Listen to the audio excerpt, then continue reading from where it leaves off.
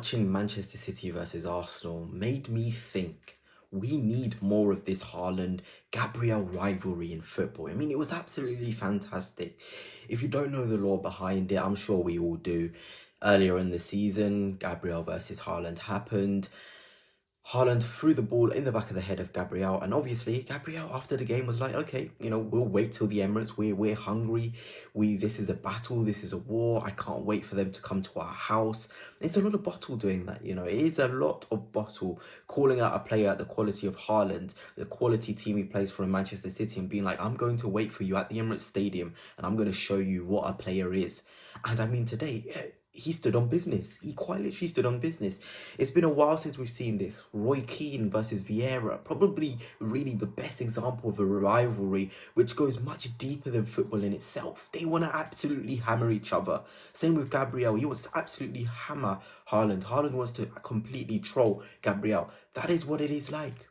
That is what it is like. And Manchester City Arsenal, it showed a bit of that United Arsenal back in the day. It showed a bit of fight, a bit of hatred, a bit of feeling in the game. I felt something watching that game. I'm an Arsenal fan. I was like, okay, Gabriel, come on, show Haaland what it's about. Bully him, kick him about. And then on the other side, I'm sure City fans were thinking, Haaland, once you score that, go run at Gabriel, laugh in his face.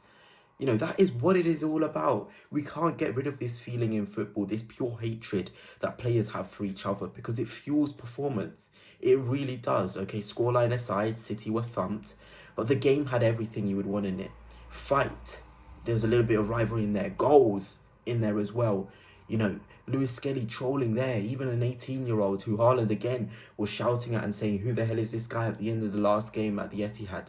This is what football needs. We don't want, hugging in the tunnel.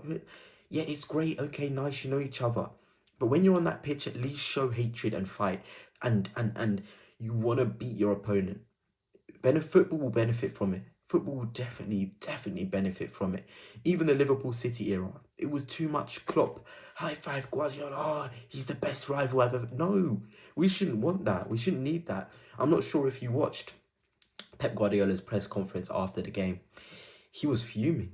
The reporters asked him, what were your opinions on the Mars Lewis Skelly celebration, copying Haaland, and Gabriel celebrating in the face of Haaland after, Ødegaard scored in the first minute. And you should have seen him, his face. He was just looking at the ground. It was strange, but Pep Guardiola felt something there. He must have. He's probably now thinking, when we next play Arsenal, when they next come to our house or we go to their house, we're going to show them. And this is football. City fans already typing away on Twitter. Arsenal fans typing away on Twitter. The hatred has to sort of flow from the players onto the fans. And that is exactly what Haaland versus Gabriel, or just Manchester City versus Arsenal as a whole, is doing. I absolutely loved it. And I'd love to know, neutral fans that watched the game, what was your overall opinion? Because yes, it was a great spectacle in terms of goals. Maybe not for the City fans or the Liverpool fans who wanted Arsenal to lose. A lot of goals. There was a lot of action. That's what football needs. Football needs this. Goals, action, trolling, bullying, strength in the battles and the duels, managers that want to beat each other badly, press conferences which are cinema.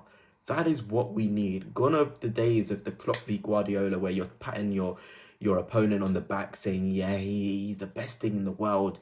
Yeah, you can still do that, but I want to see your players on the pitch at least show the fight, the battling, the trolling that we saw when Arsenal, played Manchester City. And I hope this rivalry continues. Yes, City have found themselves in an unusual position. I still think they'll get top four. They certainly have the quality out there to still get top four, ahead of Chelsea, who they beat last week, ahead of Newcastle as well, who have gone into a little bit of the free flow as well. I feel like they have the quality. They certainly do.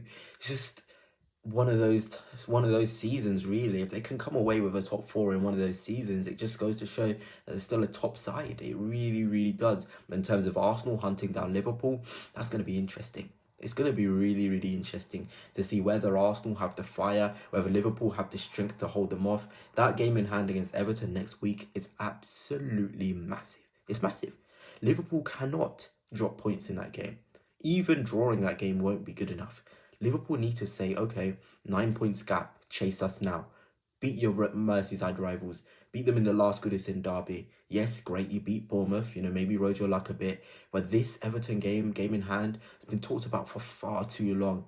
Far too long. Liverpool need to come away with all 3 of those points. They really, really do. Or we have one hell of a title battle on the way.